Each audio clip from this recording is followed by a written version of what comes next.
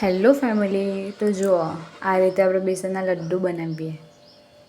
મેં એક પરાત લીધી છે અને ચાળણી લીધી છે. 250 ગ્રામ ચણાનો લોટ લીધો છે મેં.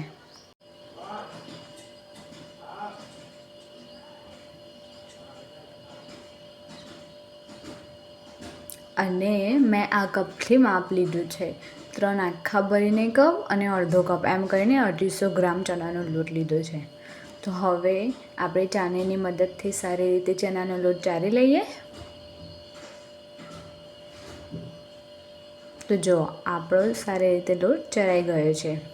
હવે એમાં 2 મોટી ચમચી ઘી લેશું અને ઘીની જગ્યાએ તમે તેલનો પણ ઉપયોગ કરી શકો છો. હવે આ રીતે જોઈ લેશું. આપણે મુઠ્ઠી કમ્પ્લીટ બની જાય તો સમજી લેવાનું આપણું ઘી કમ્પ્લીટ છે. અને 1 કપ ભરીને ગરમ પાણી લેશું. તે ગરમ પાણી થોડું થોડું એડ કરીને આ રીતે કઠણ લોટ બાંધી લેશું. બહુ ઢીલો નહીં બાંધવાનું, કઠણ બાંધવાનું. પછી એના આ રીતે ગુલ્લા લઈને મુઠ્ઠિયા બનાવી દઈશું.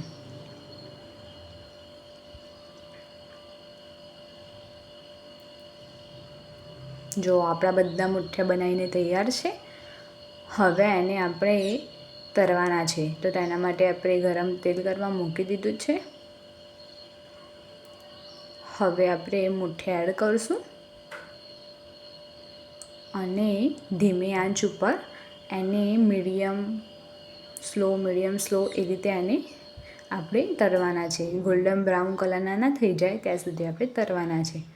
જો તમે ફાસ્ટ ગેસ રાખશો તો પછી ઉપરથી તો ચડી ગયા હશે પણ અંદરથી નહીં ચડ્યા હોય એટલા માટે. તો જો આપણા મુઠ્ઠિયા તળીને તૈયાર છે. જોઈ શકો છો ગોલ્ડન બ્રાઉન થઈ ગયા છે.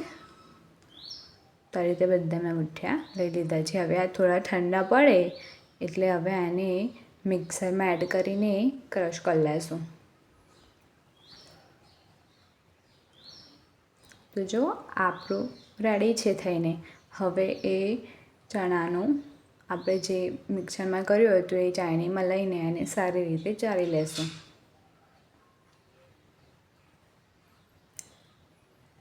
તો તમે જોઈ શકો છો આપણે આ ચાળણીની મદદથી ચાળવાનું છે. મોટી ચાળણી નથી લેવાની.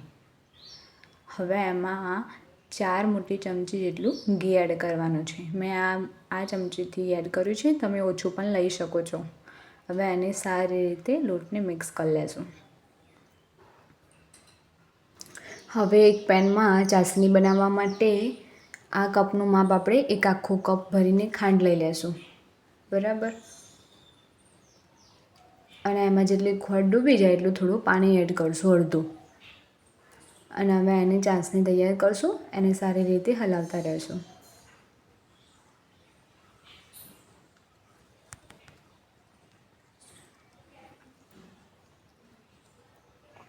બે તારવાળી આપણે ચાસણી કરવાની છે.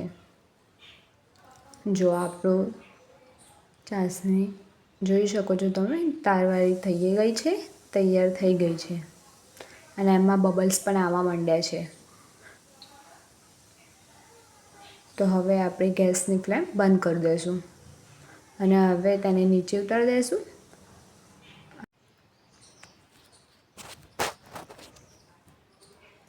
હવે પેલું મિક્સર આપણે આ ચાસણીમાં એડ કરીશું. એમાં એડ કરીને ઇલાયચી પાવડર એડ કરી દઈશું